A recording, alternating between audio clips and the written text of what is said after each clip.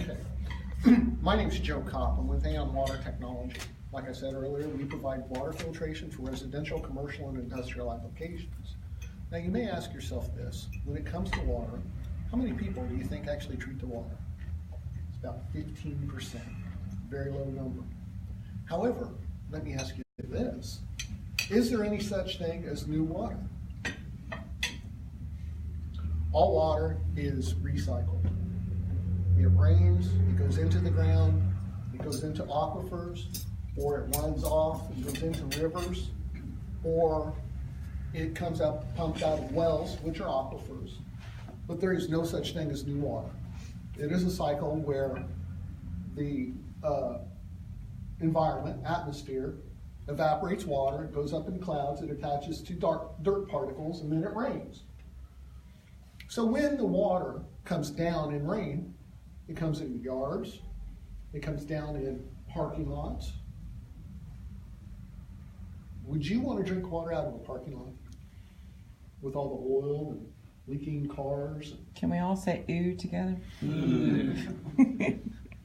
Or maybe it goes into a farm where animals defecate and it goes through it and then it filters down through and it ends up in aquifers. Okay, double ooh on that one. Go ahead.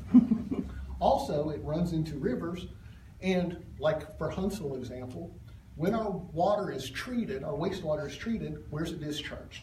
Into the Tennessee River. Where does our drinking water and all the water that comes into our homes come from? Most of it comes from the Tennessee River, especially here in Decatur. So these are things that people think about. But then there's the issues of quality. Because of the parking lots and all the things I mentioned earlier, think about this. How many chemicals does water, when it's raining, go through? Pesticides, herbicides, on and on. And then it ends up in the water. And some of those molecular structures are too small to actually be removed by water treatment plants because they cannot afford to actually treat that water to that level. That's why we have reverse osmosis systems for drinking. On top of that, for everyday living, how does water affect us? Well, look at this. When I test water on average in a home, like city water for here example, on average, the chlorine level's around 5 parts per million. An average swimming pool is 1 to 1.5. So your drinking water and shower water is almost 2 to 3 times that of a swimming pool. So what does that do? Dries out your hair, dries out your skin, affects skin conditions. And ladies, that little black dress, that's also what turns it that ugly shade of gray.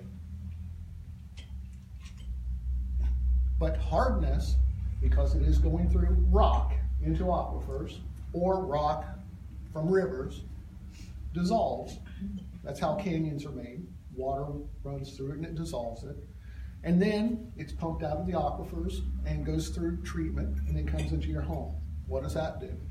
It clogs plumbing, the shower heads, causes spots on your dishes. You know the soap scum that you have to take hours and hours to scrub off? It also increases waste. But probably some of the worst things that happen are with water in today's environment. How many people take medications? When you take a medication, does your body process it all?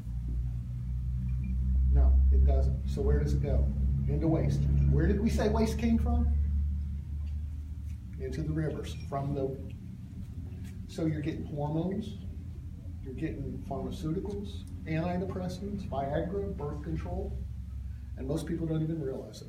When you get a water report and it's got all those scientific names on it, how many really know what that means? Most of them don't.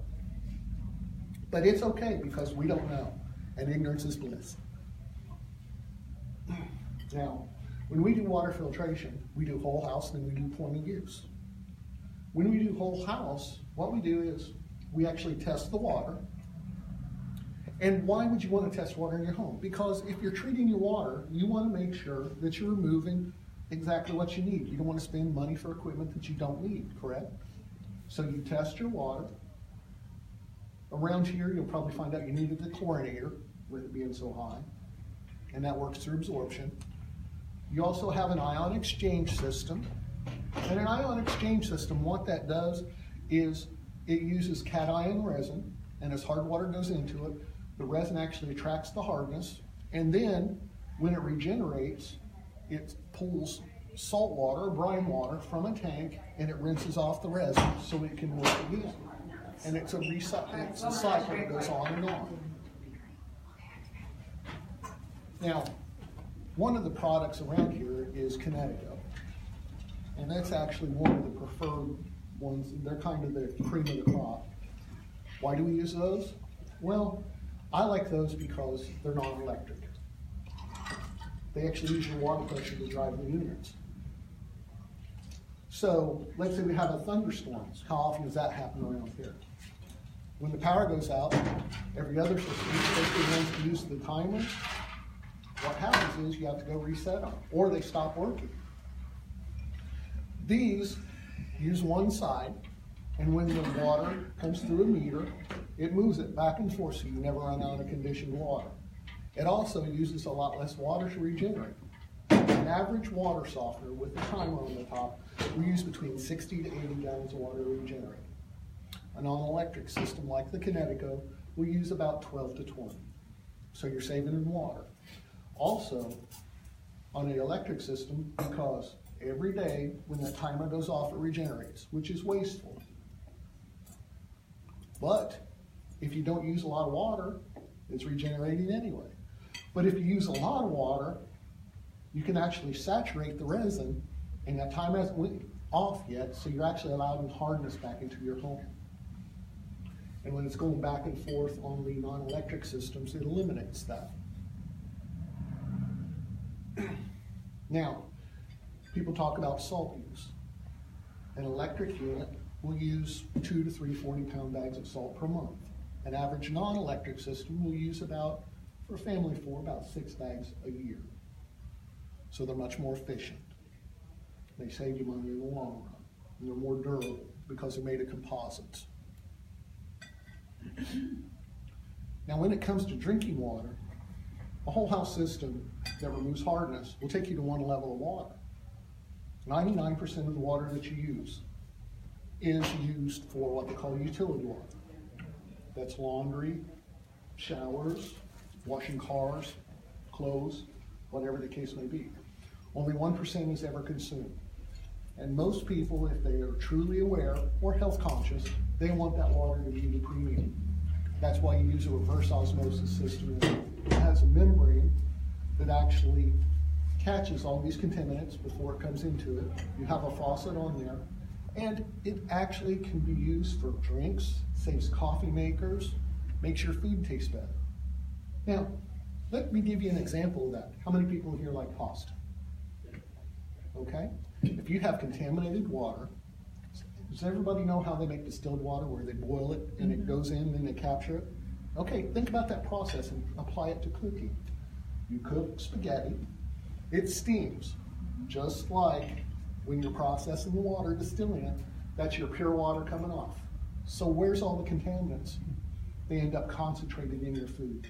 You ever seen a teapot and you open it up and it's all white and crusty? That's how that works. And people don't think about those processes. When you have conditioned water, it also saves you in soap, saves you in electricity, and it also extends the life of your clothes through the chlorine and the hardness, which breaks down the fiber. But think about this. Have you ever had a high efficiency washer and you wash it in hard water? Does it suds a lot? Probably not. But if you use conditioned water, a lot of times people will throw a couple of those Tide Pods in and they'll get suds alert, because when you have conditioned water, it's actually much more efficient and you actually are putting too much soap in there. So in the long run, you're saving yourself money as well. All of these things contribute to you having a better lifestyle. I'm Joe Copp with Aon Water Technology, and remember this, you either have a filter or you are the filter. Thank you, Joe.